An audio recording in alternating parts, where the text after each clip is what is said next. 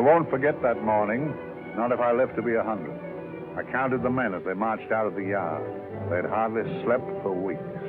We of the CID had slept even less, but the nightmare that kept us awake was all the same nightmare. That's why we weren't surprised when the commissioner asked us up to the conference room for a bit of a talk. He'd talked to us plenty, we knew that. It didn't help any to know what was ahead of us.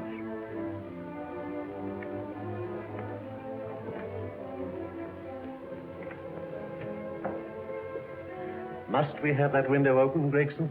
Oh, shut it if you want to. Chief will be in enough of a temper without having a ruddy blast down the back of his neck.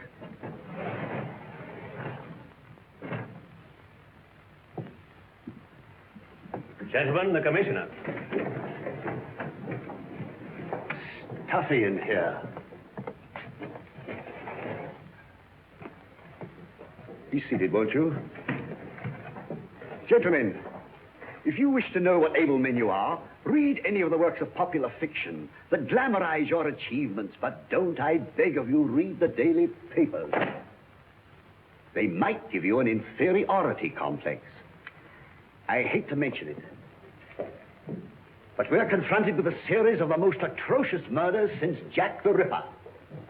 And in the meantime, the CID might as well be playing at shove halfpenny for all the good we've accomplished. Now look. Here, here, and here. Each of these red flags scattered through the city stands for a woman brutally murdered, a woman's terror, a woman's death agony. These are no ordinary crimes. These are the works of a fiend who kills first and mutilates afterwards. A ghoul who hacks off a part of his victim's body and carries it away with him, a loathsome souvenir of his butchery. 3 women murdered so far, and you haven't turned in one clue. You haven't given me one lead. Here you sit and wait for news of a 4th victim, with your arms folded.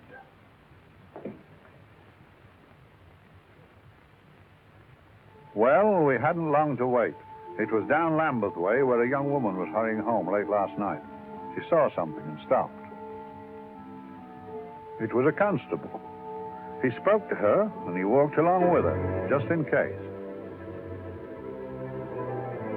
He saw her go down the stairway to the basement lodging where she lived.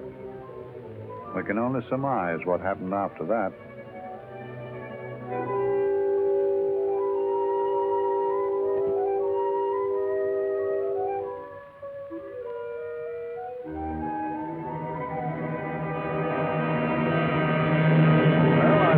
Pride in my pocket and went to see the man who'd so often helped out Inspector Lestrade and myself in the past, Mr. Sherlock Holmes.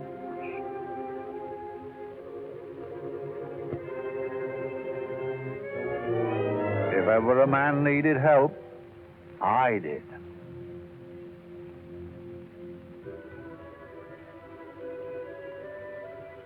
This makes 4, Inspector. 4 defenseless women here in the heart of London. And everyone with the right forefinger hacked off. Not hacked, Inspector Gregson. Cleanly, expertly severed. The work of a skilled surgeon. That's our only clue. Much about the age of my sisters go.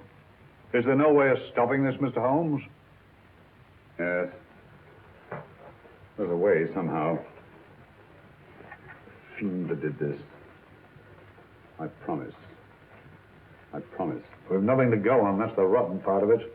We can't get far without knowing the motive. Well, at least we know what the motives were not. It wasn't robbery, nor passion, thanks be, nor yet vengeance. Because they all came of totally unrelated families. Steady, Inspector, steady. Sorry, Mr. Holmes. I don't turn a hair when it's a bloke that can look after himself. A little slip of a thing like that. Yes, it's horrible. Come on, let's get a drink.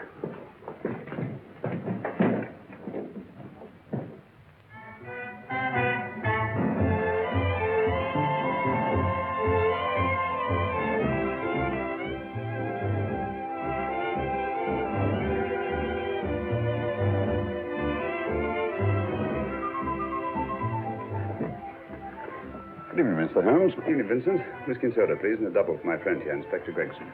Very good, sir. Make mine Irish. Decent of you to give me a hand with this thing, Mr. Holmes. Always a pleasure to be of help to Scotland Yard, Inspector. Little out of my line, looking for a maniac who murders just for the fun of it. Or perhaps just to get a human finger.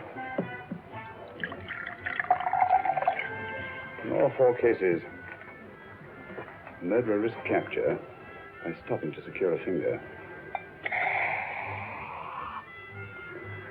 Well, what for? Who knows? He's just a madman. Perhaps there's method in his madness. If we could just trace those missing fingers. If we could just drain the English Channel, we might find a penny. Huh? Oh, thank you. You may keep those, Mr. Holmes. Thank you.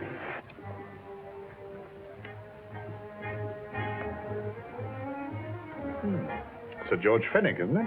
Yes. Is that his daughter with him? Don't be so naive, Inspector. You know everyone, don't you, darling? Well, hardly.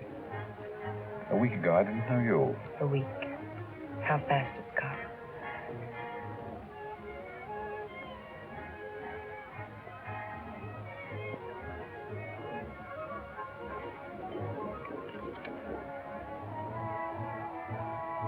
I collect these things. How very quaint of you. Shall we go? Yes.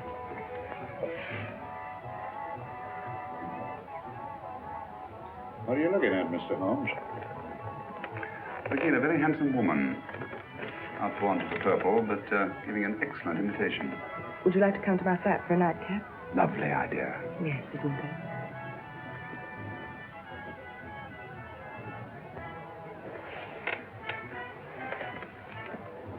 I wonder where she's taking Sir George Fenwick. Don't be so naive, Mr. Holmes.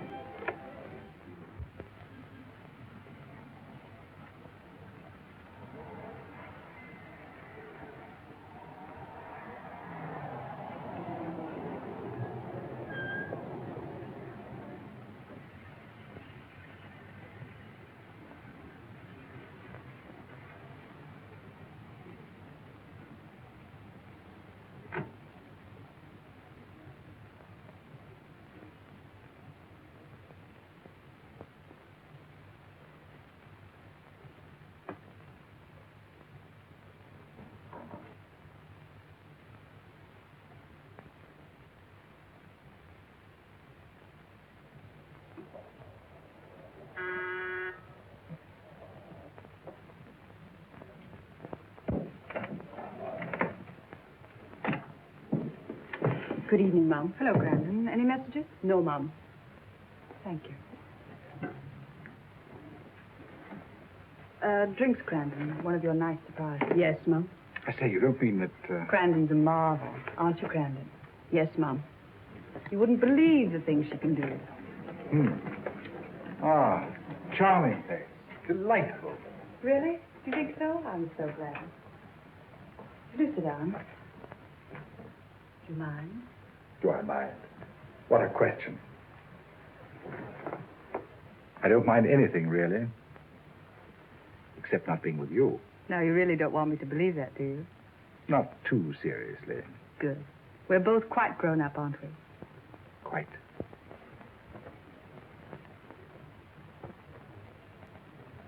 You're a treasure, Crandon.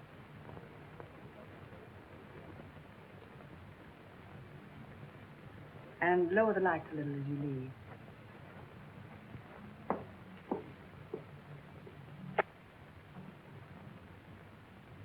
I prefer a more flattering light. In any light, you'd be... Would I? And don't you know it? Perhaps I do.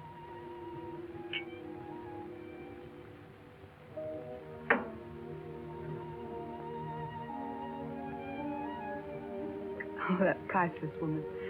You wouldn't believe it, but she's absurdly romantic. She loves dreamy music, and she thinks that we... But we do, don't we? Do we? Well, it's rather soothing, restful. Yes. And we all need rest at times, like tired children who've played too long.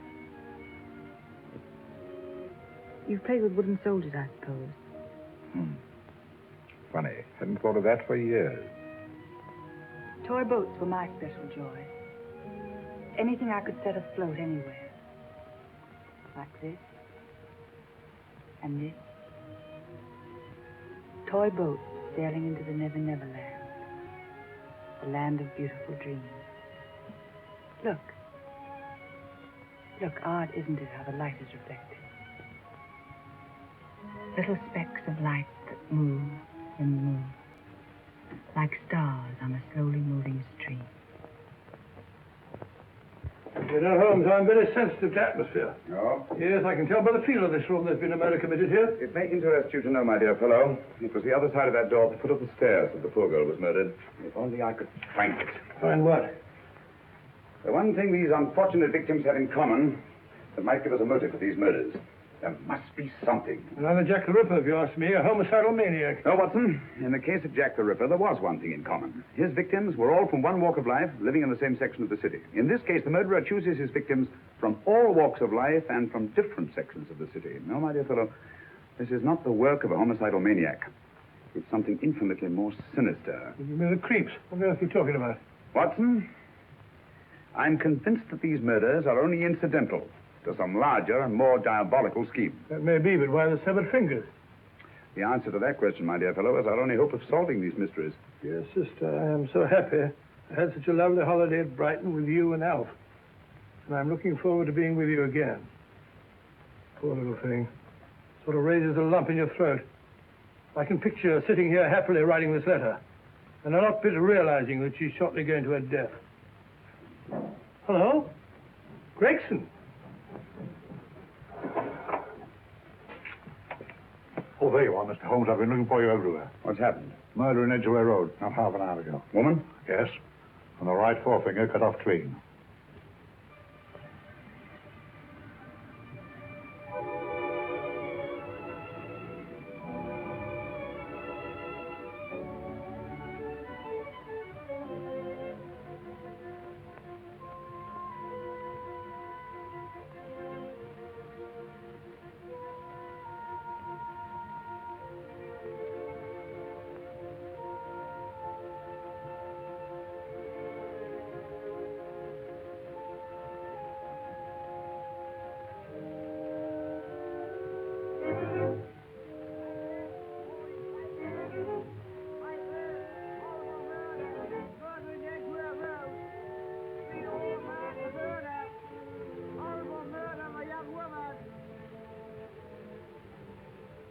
Papers!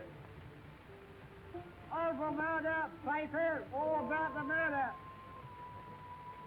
Morning papers, all about the murder. Papers, horrible murder. Another young woman found murdered, papers here. Horrible murder, papers, papers, read all about it.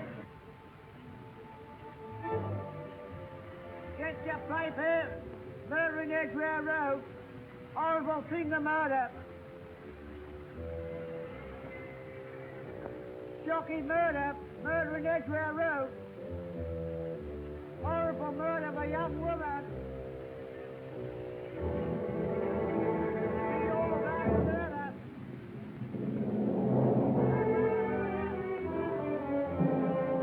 There's been another of those horrible murders. Dear, dear, how shocking. Yes, Mum. I really don't feel quite safe here myself. Oh, dear.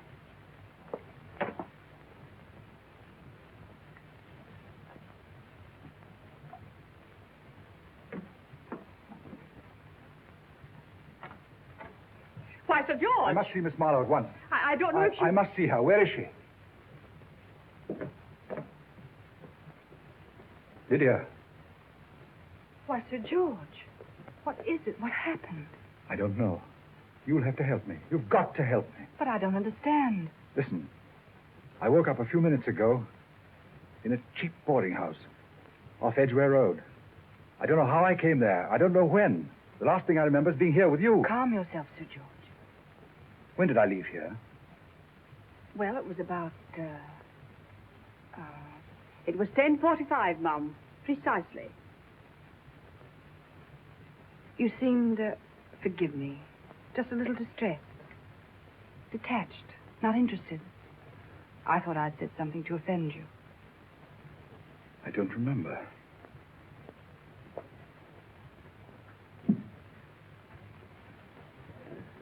I can't remember.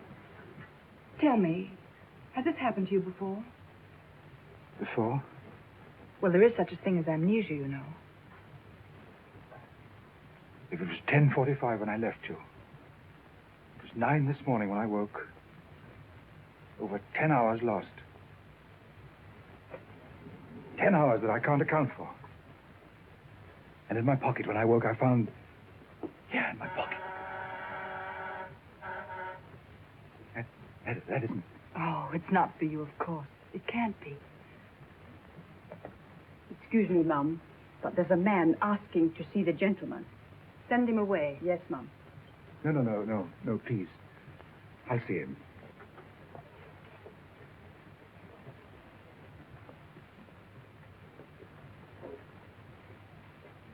Well? Delightful room. Not much like the place you woke up in this morning. You followed me here? Yes. Are you a detective? Oh, no. Quite the contrary. Don't be afraid, Sir George. You know my name? Oh, yes. A very old and highly honored name. And being the bearer of such a name, and also a very wealthy man, I thought you might care to possess yourself this trifle. Rather than let it fall into the hands of the police. It is yours, if I'm not mistaken. The initials, GF.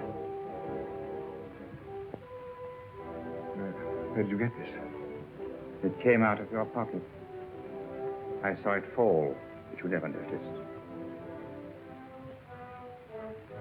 You were very busy, bending over something with a knife. Then you put something in your pocket.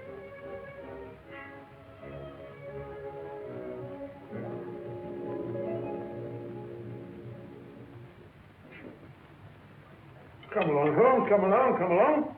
How many more Harrisons, I tell you? You're missing a treat. This is delicious. Little jam tarts to follow. Aren't you tempted? You and your flesh pots. They tell me that the fish is good for the brain. Brains haven't any. You realize that a whole day and a night have gone by since that festive affair in Edgware Road? I'm as much in the dark as ever.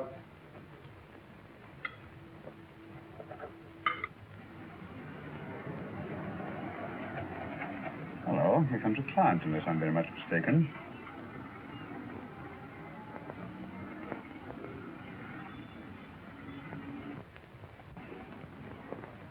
Well, attractive. Very attractive.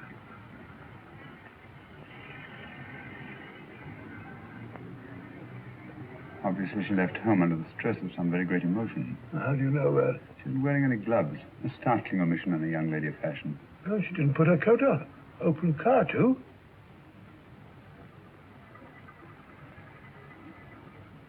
Furthermore, there's something in that bag she wants to show me. What makes you say that? The bag doesn't match her dress, indicating it was picked for size rather than style, to accommodate some bulky object. You amaze me, Holmes. What do you mention, my dear fellow?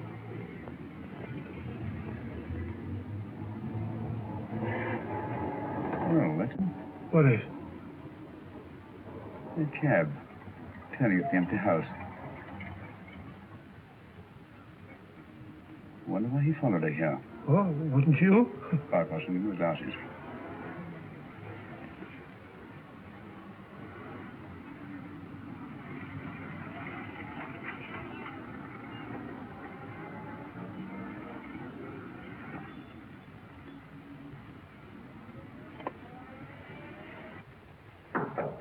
Well, we shall soon know.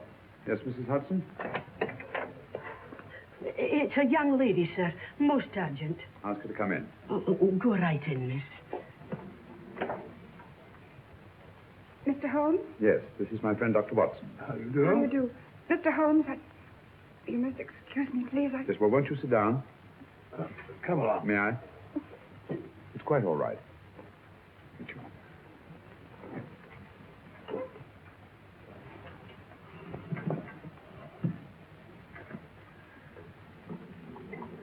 Now try to control yourself, Miss Fenwick. You're with friends. You know my name? No magic, I assure you. I've often seen your picture. You're the daughter of Sir George Fenwick, aren't you? Yes. It's about my father that What about your father, Miss Fenwick? Oh, I don't know what to do. He's always been the nicest, dearest person. Only since Mother died. Yes, but we know. So I didn't think anything of it when he was away all night before last. But he didn't come home until yesterday at tea time. Didn't come in for dinner at all. Just paced up and down in the library hour after hour. I begged him to let me in, but he wouldn't. Steady, steady. Now take your time. I couldn't sleep a wink last night. Then I started hearing things. Hearing things? What sort of things? I heard someone in the garden underneath my window. Then I saw a figure moving down the garden path. And I recognized my father. Stealing through his own garden like a thief.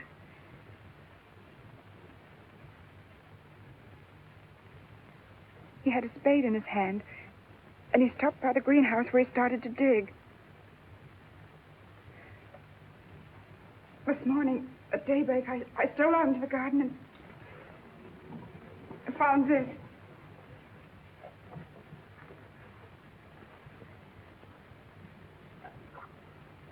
A finger. A human finger. Bring up Scotland Yard, will you, Watson? Ask them to get hold of Inspector Gregson and tell him to meet us at once at George Fenwick's house, Kingston. Operator, get the Scotland Yard quick. Where's my father, Norris? He's still in the library, miss. Thank you. We'll see him right away. Will you come with me, please? Thank you. I got your message, Mr. Holmes. Yes, indeed. Dad, may I come in?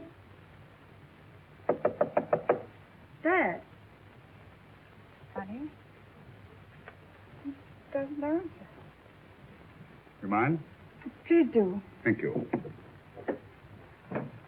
Watson, quick. Oh, Come on, no, my dear. no, no. Take charge, Miss Fenwick, please. Now, miss, please. Please come along with me.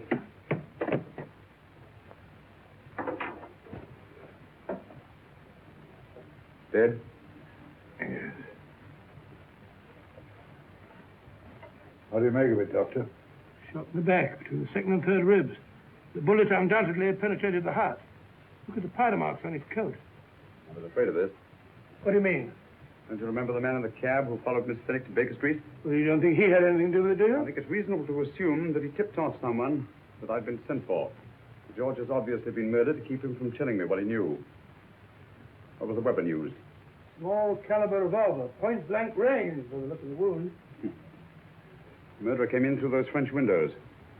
The mud from the garden he brought in his boots. Sir George must have surprised the intruder. Passed the room to him here. What follows, we can't tell. But from the location of the wound, I'd say that he turned his back for a moment, and as he turned, the muzzle of the revolver was placed between his ribs and one muffled shot fired. And you mean to say he kept on going, even after he was shot? There's no doubt about it. Look there. A trail of blood leads us back to the desk. Something Sir George was after. Something. I know. He was trying to summon help, poor chap. I don't think so, Watson. There's the bell pull by the fireplace. No, you'll notice from the trail of blood that Sir George made straight for this desk here. I wonder if there was something he was desperately anxious to get. Hello. His right hand's clenched. Perfectly natural. Death agony. The left hand lies open. Why only one hand clenched in the death agony? The right hand, the hand nearest the desk. Please note that. If Sir George took something off this desk, something so important that he spilled his last drop of blood to get it, I want to know what it is.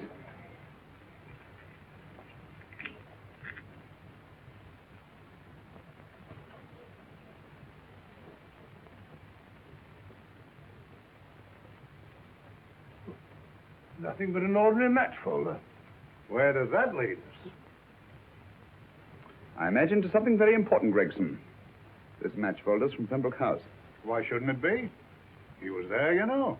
We saw him yesterday. Yes, but the effort he made after he was shot to get hold of this match folder. It's just possible he wanted someone to remember Pembroke House. He may have wished to recall it to someone who saw him there. Someone who, like ourselves, saw him with a woman.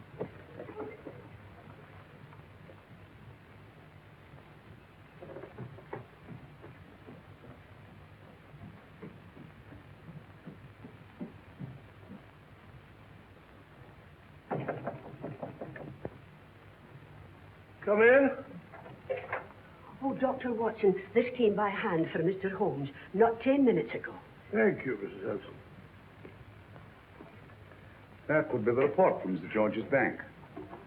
What was it? Oh, really? Don't you remember his account? Had it looked into it once.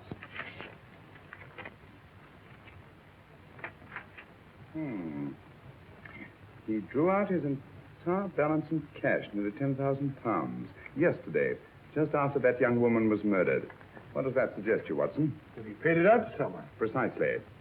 I smell the faint, sweet odor of blackmail. You don't think he paid it out to someone who saw him murder the McLean woman? Sir George never murdered anyone. But he did have that woman's finger, and he empty did have and pay out a lot of cash. That's the terrifying part about blackmail, Watson. The victim is afraid to fight the accusation no matter how false. Once the accusation is made, his name is smeared, and sometimes his life is ruined. Well, Sir George didn't commit these murders. What fiend did? I rather think they're not the work of any one man. Oh, come, Holmes. You don't expect me to believe there's a whole organization going about killing people and chopping off their fingers. Not possible, quite possible.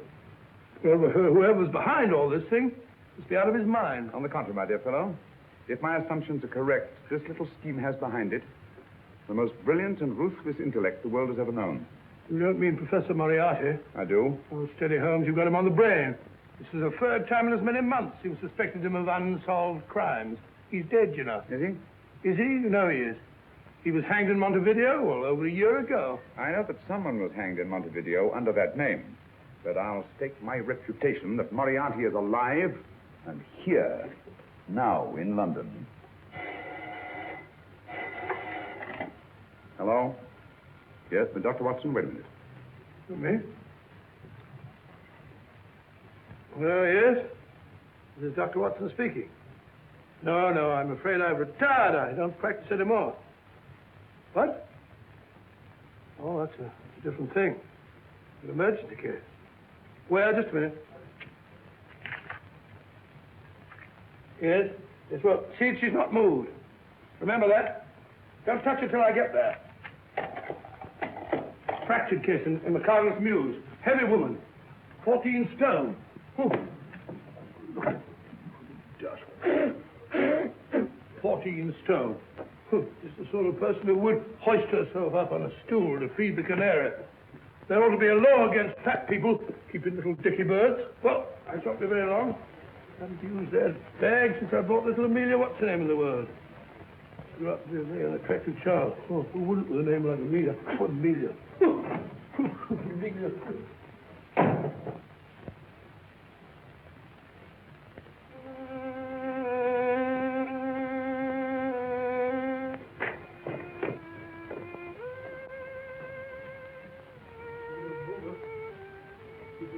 Stupid about it.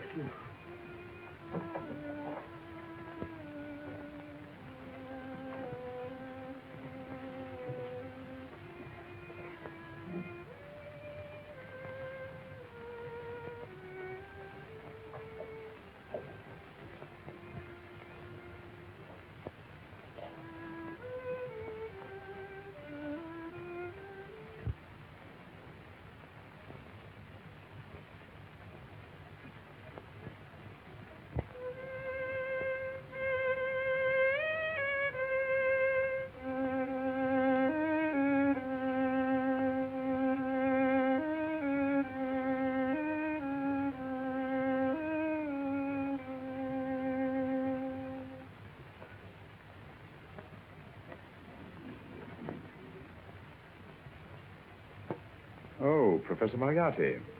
Not that I wish to appear inquisitive, But to what am I indebted for the pleasure of this visit? Scotland Yard will be interested. It's very convenient for me to have Scotland Yard think that I'm still dead in Montevideo. I never dreamed of fooling you. Thank you. The thought occurs to me, Mr. Holmes, that there are some advantages in living within the law. You are very comfortably fixed here, aren't you?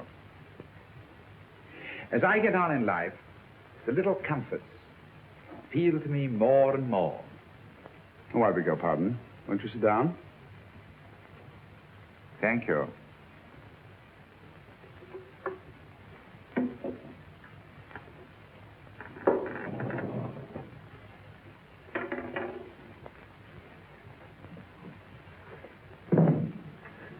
And now, Professor Moriarty, what can I do for you? Everything that I have to say to you has already crossed your mind. And my answer has no doubt crossed yours. That's final? What do you think? I shall not rest until you are hanged for the finger murders. You've no proof, you know. No, not a shred. But I have you. I could turn you over to the police here and now. You could. But if you did, you'd never see Dr. Watson again. Oh, the telephone call. Quite. I rather assumed you had taken some such precaution. Or I should have snatched up a revolver and indulged in a fit of heroics when you came in. Very smart, aren't you? Not smart enough. Or I should have anticipated you. But if any harm comes to Dr. Watson, I shall seek you out. I shall not rest until I find you, and when I do... No harm will come to Dr. Watson this time. But I can't answer for the future. Mr. Holmes, I should strongly advise you to drop this case. Don't be silly. Think it over. We've had many encounters in the past. You hope to place me on the gallows. I tell you I shall never stand upon the gallows.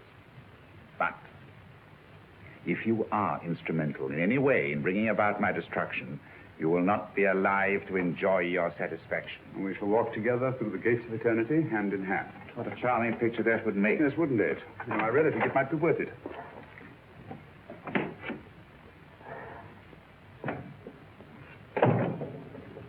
Shoelaces, Governor?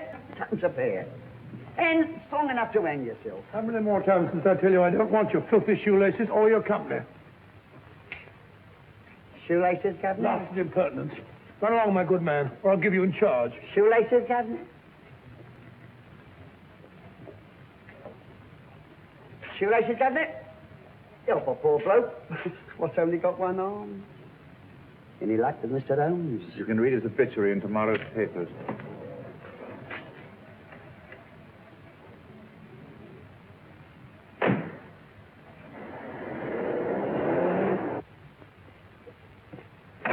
Oh, there you are, Watson. Come in. I was, just going out to look for you. Look for me what for? Well, you don't think I know my way about? Well, you're right, I don't. Blast all practical jokers anyhow. Know where I've been? On a wild goose chase. Exactly. There's no such number in McCardle's Muse. Some fool's idea of a joke. Did you see anyone? No, nobody especially. Only a whining old idiot selling bootlaces. Assistant beggar, wasn't he? Stuck you like good death. Huh? How do you know? And finally left you for someone who looked like better pickings. Someone, my dear Watson, was Professor Moriarty himself. What? Just called on me. Moriarty here and you let him go? But you must be out of your mind. Why? Well, he bluffed me into believing that he was holding a friend of mine as hostage. Friend of yours who? Oh, nobody very important, just a fat, lazy fellow. Medical man, I believe. Medical man? Do I know him? Yes, I think you do. A fellow by the name of Watson. Watson, never heard. Who, me? I'm afraid so, old fellow. Your street hawker's job was to do away with you in a certain contingency. And you let Moriarty go? Because of me? I had no choice. I can't afford to lose you, old fellow. Well, it's very decent of the old chap, I must say, but... well, I wish you'd nabbed him. We shall, never fear. I know the motive for the finger murders. All I have to find out now is the method used with the blackmail victims. Method? Yes. How does Moriarty get them to the scene of the crime? How does he plant those severed fingers on them? And how does he scare them into believing that they may have committed those atrocious murders themselves? Curious.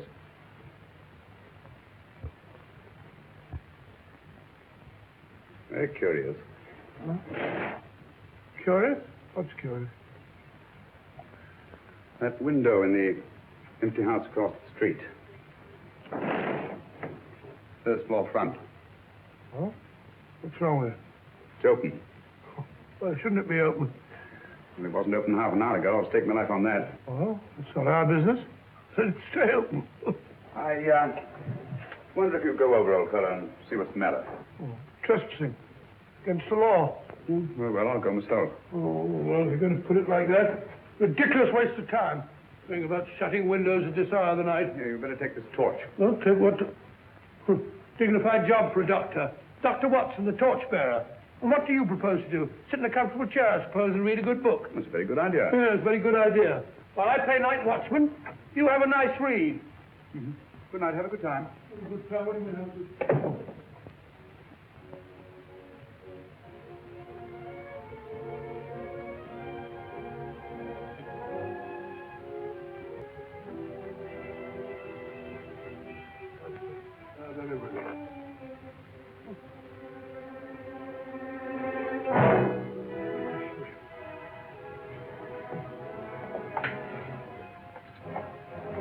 For?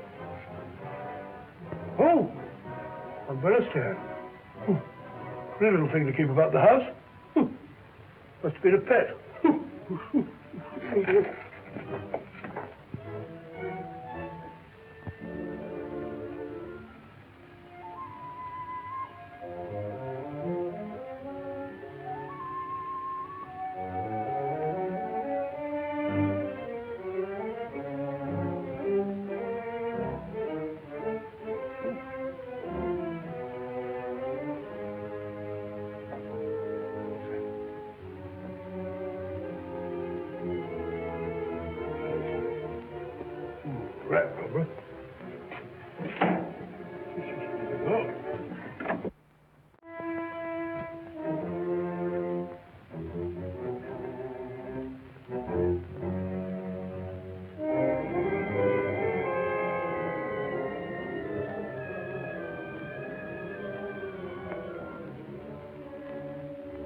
He sits comfortably reading a book.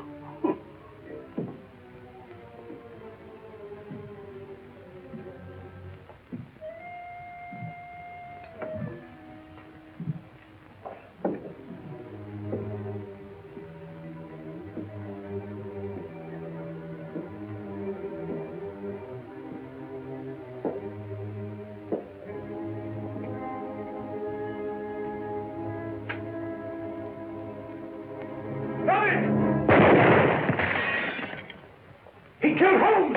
He killed Sherlock! Watson. You? But I saw him shoot you a second ago. Not me, my dear fellow. Merely the bust of Julius Caesar. Incidentally, you may have noticed that all through the ages, prominent men have prominent noses. Oh, I'm afraid we're in for terrible trouble again with Mrs. Hudson. Windows smashed, plaster all over the floor. Get up, you.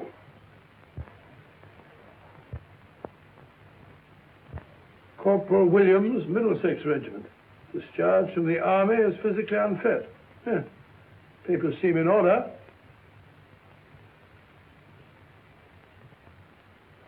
Now, Corporal Williams, you've seen service in the Far East, haven't you? The East? I thought so. Look at his complexion, Watson. Yellow as saffron. He's been taking atabrine. Cure for malaria. Sniper, aren't you? Sniper. Hmm. Why did you try to kill me? I had to kill him. I had to. Oh, snap out of it. Stop it, Watson. He's shamming. No, he isn't. Who told you to kill me? She told me. She told you? She told me I couldn't miss. Well, luckily you did miss, you murderer. He isn't a murderer, Watson. Listen, Corporal Williams. She told you you had to do it, didn't she? I had to do it. I've got it, Watson, I've got it. Got what? The method used in the finger murders. Well, what is it? Hypnotism, my dear fellow, hypnotism.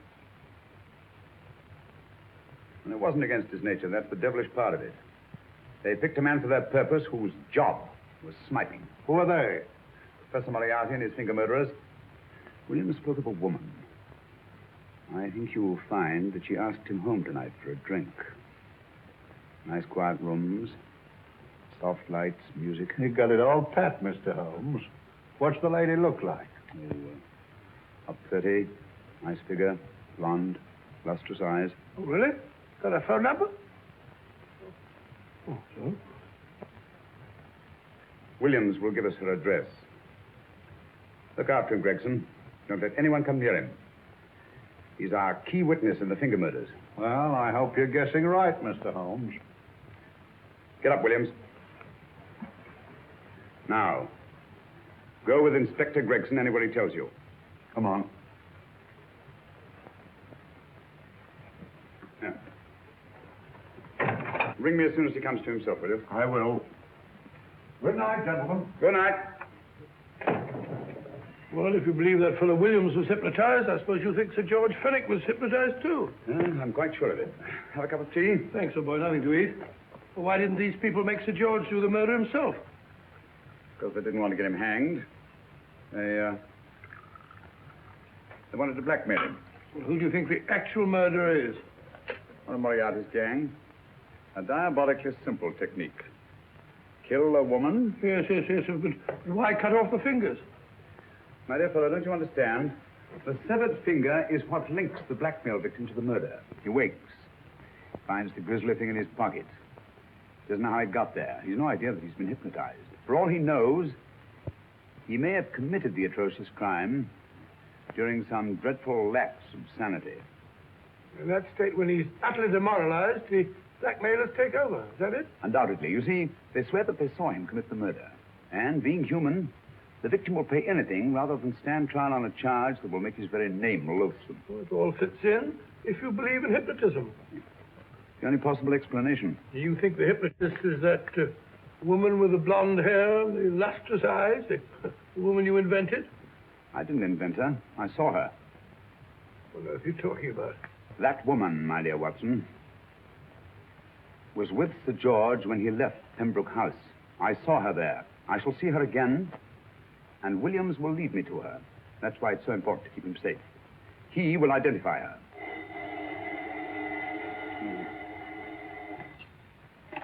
Hello? Yes? Inspector Gregson? What?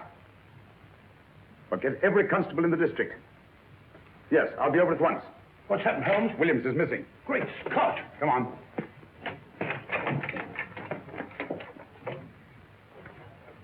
Lorry crashed into Gregson's car. During the confusion, Williams disappeared.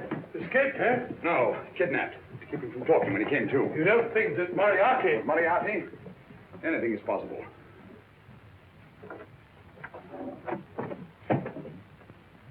Williams! Dead. You see? Anything is possible.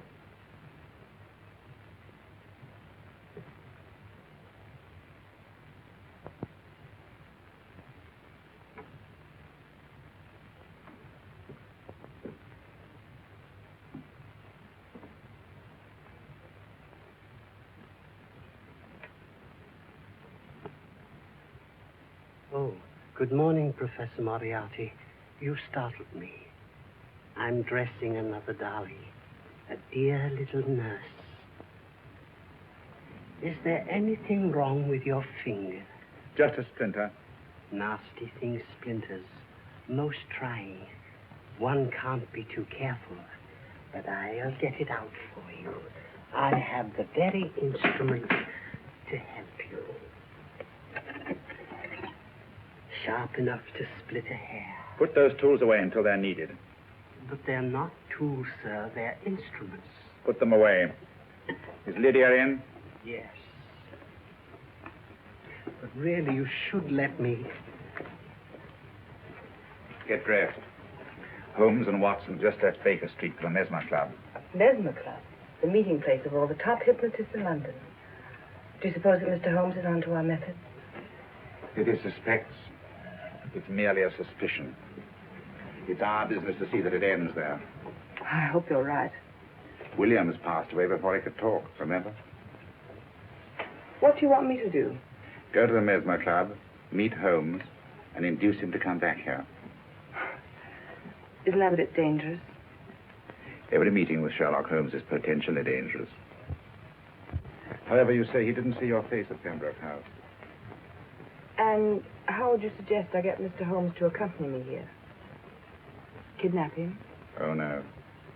Holmes has one weakness, his insatiable curiosity. If you can arouse that, you can lead him anywhere. It's up to you to take advantage of any opportunity that may arise. This way, please, gentlemen. I'll tell Dr. Onslow that you're here. Thank you. So this is the Mesmer Club. If you ask me, hypnotism is a lot of mumbo-jumbo. Oh, come now, Watson. As a medical man, you must admit that hypnotism has its place in modern science. That may be, but 90% of hypnotists are crooks of the worst kind. Nothing more than a lot of charlatans exploiting weak-willed morons. Ah, Dr. Onslow, I believe. Happy to meet you, Mr. Holmes. Your brother Mycroft suggested I might be of help to you. He's a valued member of our little group of charlatans and crooks. Oh, beg your pardon, sir. I didn't know you were listening. Behind the curtain. My friend, Dr. Watson. Oh, delighted. Pardon, sir? I wonder now. You see, we're in the midst of a little experimental session at this very moment. If you'd care to join us. Oh, certainly, certainly. That'd be very instructive. Oh, well, will you follow me? Thank you. Why should I know the way behind the blasted curtain? In treating his patients. But today, the therapeutic value of hypnotism, as we now call it, is conceded by innumerable physicians. Especially is of value in surgical cases where the administration of local or of general anesthetic is inadvisable. Inadvisable poppycock. Oh, sorry. For the sake of latecomers, I may say that I have placed this subject under profound hypnosis. In this condition, he can feel no pain, even under applications which normally would be excruciating. Excruciating? Oh. You excuse me, please. Carter, you are having a peaceful sleep. You feel nothing. Your arms and your hands are without sensation. Mowbray, the long needle.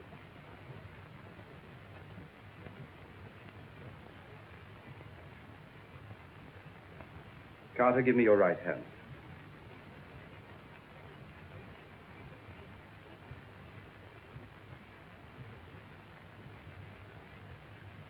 As you observe, the needle has been thrust completely through the subject's hand. No feeling, no pain. This lack of feeling is the one infallible test of profound hypnosis. Nonsense. Fellow's full of drugs. Oh, isn't he? Definitely not, Doctor. Wake up, Carter, wake up. You feel well and rested, remember. No pain anywhere. Wake up, wake up. I say, when are you going to begin? All through, Carter. Stand up. This way, sir. And, are these all the people that come here? Oh, no. Others keep dropping in all the time. I suppose it's all right for those who believe in it, but of course, I'm a professional man myself. Then you don't believe in hypnotism, Dr. Watson? Oh, I don't deny that there are certain types of hysterical, feeble-minded people who go under if you point your finger at them. But anyone with an ounce of character... How right you are. You see right through our little artifices, don't you, Doctor? Right through, my dear sir. Right through. Right so. But with the feeble-minded, as you say... excuse us, Mr. Holmes. Certainly. Step over here, won't you? Certainly, sir. Anything to oblige. Let me show you how easily we charlatans take advantage of them. Now, sit down, Doctor. Now, we set a thing like this in motion. It's wonderful, the attraction on the feeble-minded, of course. The continuous motion, if they just let themselves follow it. Of course, you could stare at it till doomsday, Dr. Watson, with no effect at all. Still, it might make you a little drowsy, like the white ribbon of road at night when you're driving. The rhythm is smooth, unbroken. And the road goes on and on, round and round, always the same, winding and winding. And you're drowsy, you're tired. Let the road come into you, as it were. The long road, the smooth road, the road to sleep. Sleep.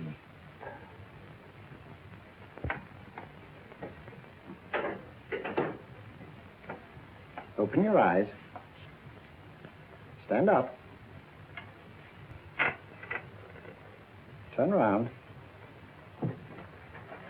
And now, Dr. Watson, you're on a holiday in Scotland. The country is amazingly beautiful. We're coming to a stream. It isn't deep. Better take your shoes and socks off.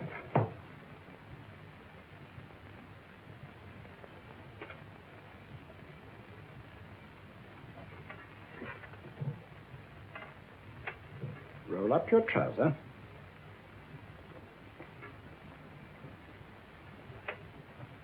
That will do. The other leg is waterproof.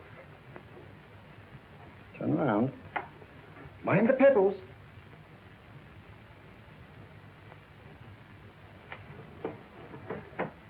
Sit down.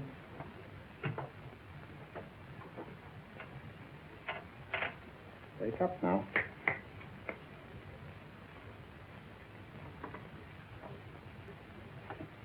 There, I see. What did I tell you? It didn't work with me. Why, nobody with an ounce of character.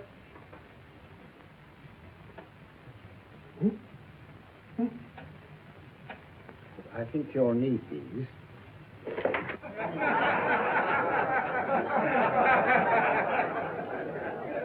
Nothing to laugh at. Watson, she's here. Oh, the woman you're looking for? Yes, I'm going to meet her.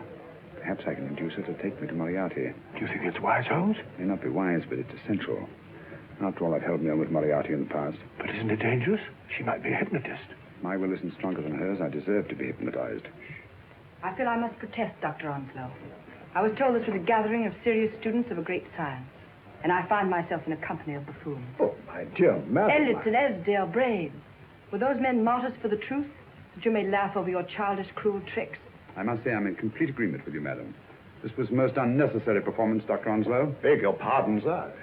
My name is Holmes, Sherlock Holmes. At your service, madam. Thank you, Mr. Holmes. I'm afraid I've created a rather embarrassing situation. But you see, I'm interested in the serious study of hypnotism. So am I, too. Perhaps we have something in common, Mr. Holmes. Perhaps we have. Do you join me for a cocktail at Pembroke House? I should be delighted. Good.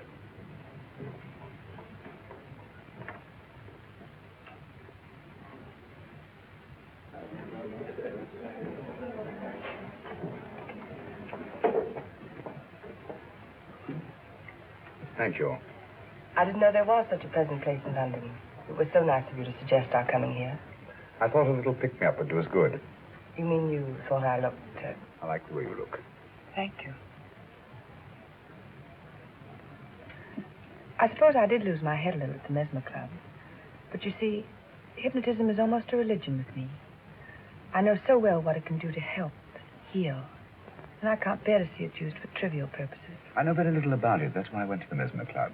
You see, I'm rather puzzled just now with the case that I'm working on. How fascinating. Tell me about it. It's the murder of Sir George Fenwick. Fenwick? Who's he? Quite a well-known figure. Odd now I come to think of it. Last time I saw Sir George was here at Pembroke House. Strange. Yes, isn't it? He was sitting, I believe he was sitting at this very table. Cigarette? Thanks. Do go on. There was a charming lady with him. He was lighting a cigarette.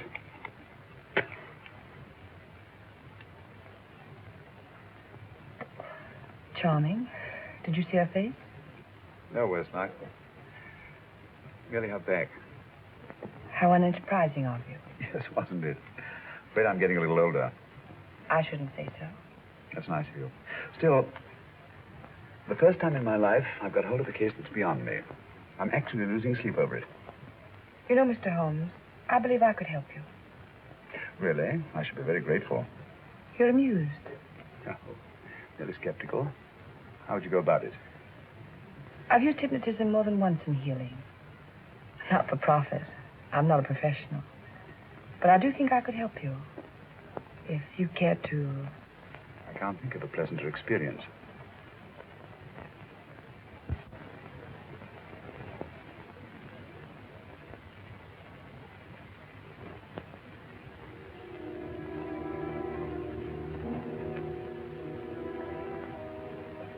Low light, music, is that all there is to it? You must relax, Mr. Holmes. I'm afraid you're a rather difficult subject. So I thought perhaps a little help. Materia medica might be advisable. Drugs?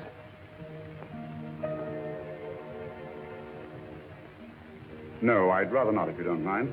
As a matter of fact, I'd rather not myself. But Schrenknoff, who practice communicado, believed it the best means for difficult subjects. Do you mind? Well, as a matter of fact, I don't approve of sedatives. Just as you wish. We don't have to go on with this at all, you know. Wait a minute. Wait a minute. All right. I'll take a chance. It's really quite harmless. What is it? Cannabis japonica, an oriental soporific. You need water.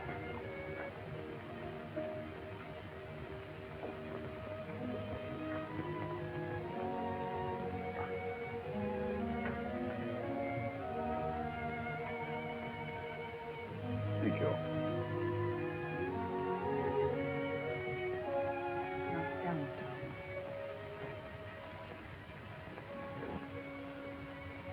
You feel yourself growing drowsy. Don't fight it. Give in to it. Because you do want to sleep, you know. Just fix your eyes on this one white flower, floating on the water. Empty your mind of every other thought.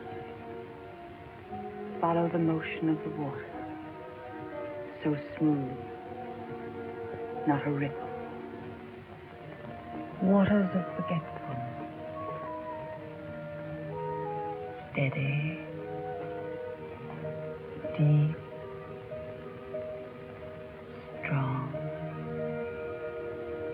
Strange, isn't it? How the light is reflected. Little specks of light that move and move.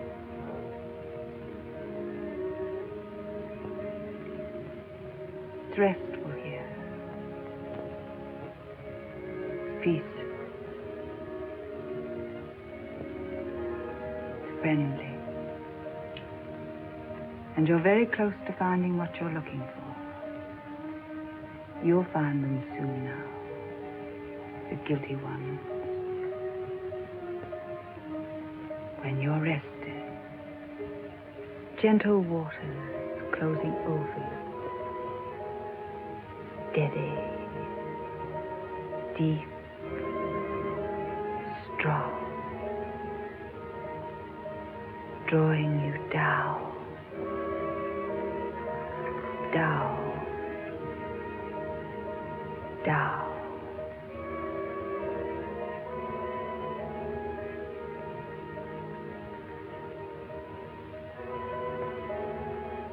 Sleep. Sleep. Sleep.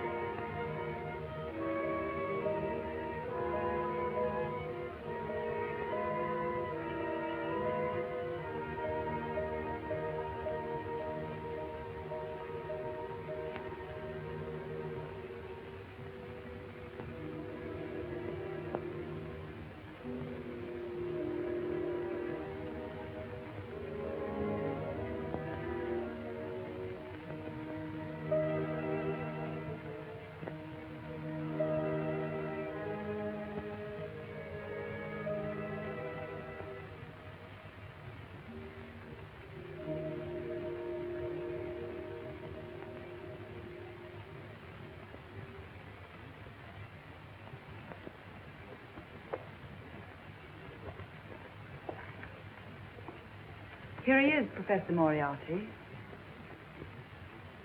Stand up, Mr. Holmes.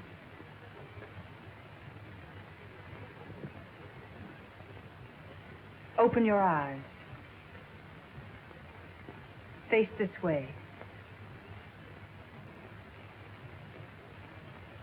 Are you satisfied?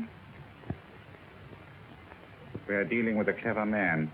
He may be shamming. There's just one infallible test for profound hypnosis. You ready, Dr. Simnel?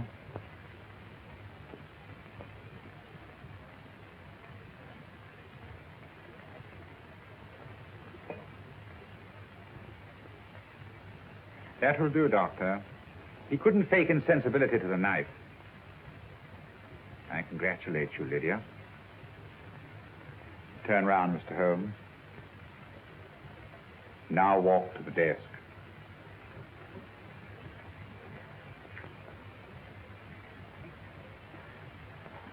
Sit down.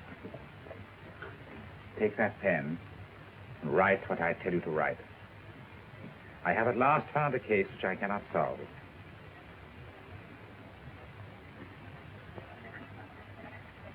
I have outlived my usefulness. Therefore, I have decided to end my life.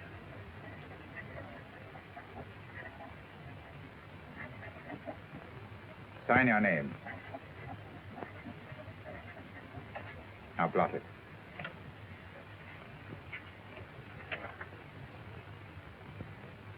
Fold it up and put it in your pocket. Come, Mr. Sherlock Holmes. Go out onto the terrace. But it won't look like suicide, sir. I'm sorry, but Mr. Holmes' injuries must all be self-inflicted. Let's walk a little, Mr. Holmes. It's so pleasant here in the garden. Just step up here onto the terrace. It's a nice, broad terrace. Now turn to the left, walk slowly to the end of the terrace.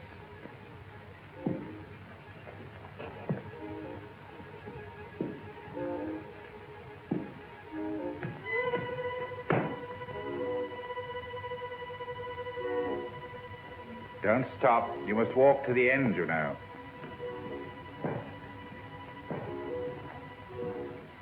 The end leads to an open doorway. You can pass through it in perfect safety. In the room beyond the doorway, you'll find what you've been looking for. Must you drag this on? This is the moment I've been anticipating for a long time, my dear. Go on, Mr. Holmes.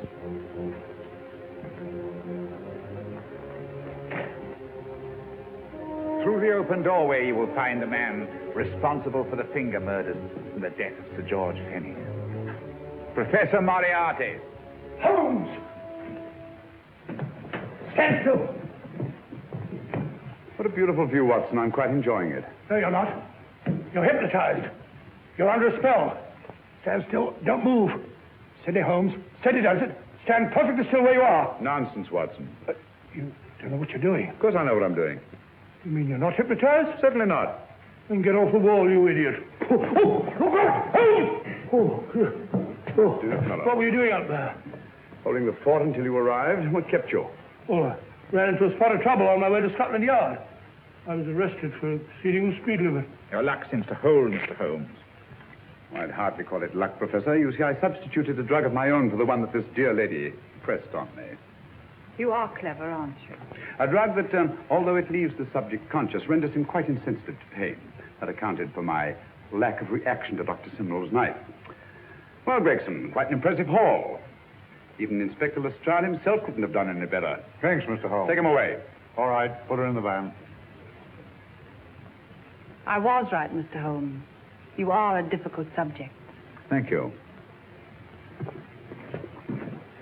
And now, Professor, our score is settled. Au revoir until I see you on the gallows.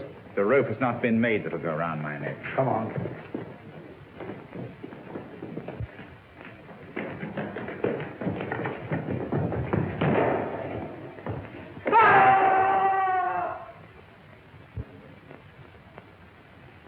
I'll take care of things, Mr. Holmes. Thank you, Inspector. Come on. An evil man, Holmes, but what a horrible death. Better than he deserved. What are you thinking of? I'm thinking of all the women who can come and go in safety in the streets of London tonight. Stars keep watch in the heavens. And in our own little way, we too, old friend, are privileged to watch over our city.